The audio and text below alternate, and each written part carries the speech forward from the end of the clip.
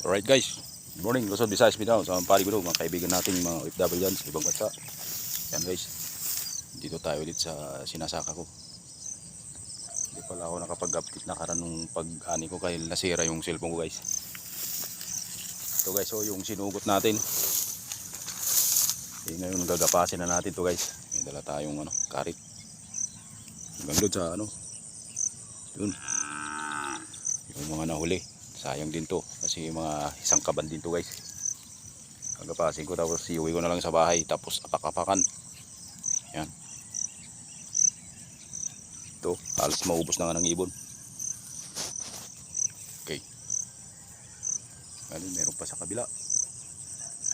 Yun. Yung muling sugot. Okay, thank you for watching guys. Sana hindi kayo magsawa sa aking video. God bless us all. Alright.